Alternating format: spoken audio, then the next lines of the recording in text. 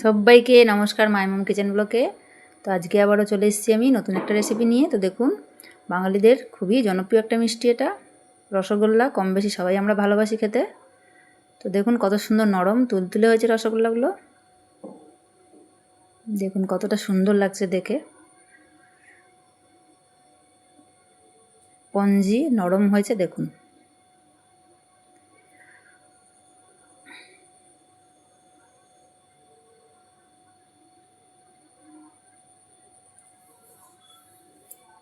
তো আমি এখানে 2 প্যাকেট দুধ নিয়ে নিয়েছি চিনি, 2টা এলাচ নিয়েছি। তো দুধটা আমি আগে জাল দিয়ে নেব। আপনারা যতটা ইউজ করবেন ততটা দুধ নিয়ে নেবেন, যতটা বানাবেন।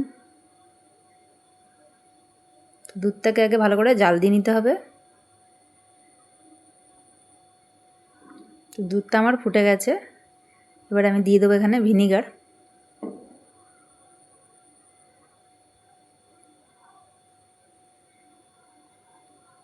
তো আমি এখানে ভিনিগার দিয়ে দিচ্ছি। তো দেখুন ছানাটা আমার পুরো কেটে গেছে।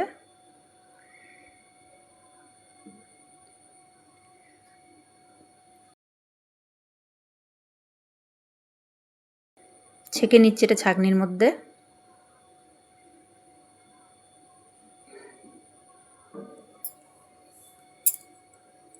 তো এবার ঠান্ডা জল দিয়ে দেবো একটু ওপর দিয়ে, যাতে ভিনিগারের গন্ধটা না থাকে। তো এবার দিয়ে দিচ্ছি কড়াইতে জল, চিনির সেরাটা বানাবো।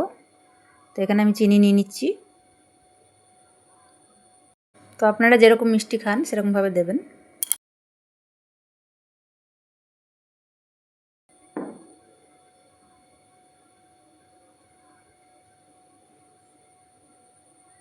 তো আমি ছানাটাকে একটু জলটা ভালো করে নিংড়ে নেবো, যাতে জলটার মধ্যে না থাকে।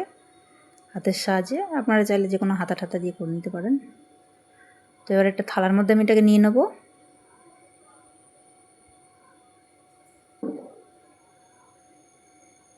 ছানাটাকে ভালো করে মাখতে হবে।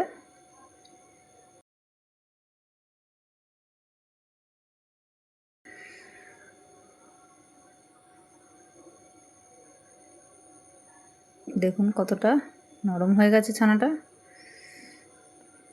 তো এখানে আমি কিছু এলাচ গুঁড়ো করে দিয়ে দিয়েছি, স্মেলটা খুব সুন্দর আসে তাহলে।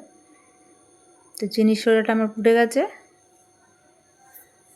তো এবার আমি রসগোল্লার শেপ দিয়ে নেব গোল গোল করে। দেখুন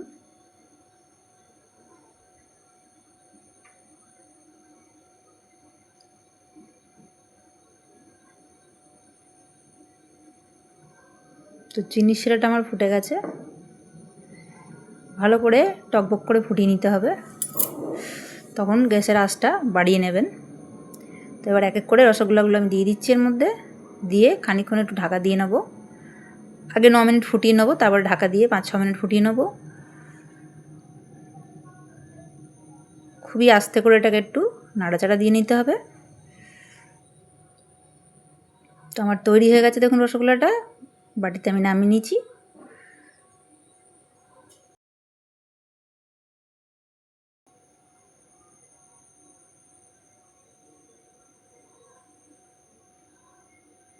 দেখুন কতটাই সুস্বাদু সুন্দর লাগছে দেখতে। আপনারাও চাইলে ঝটপট বানিয়ে নিতে পারেন বাড়িতে।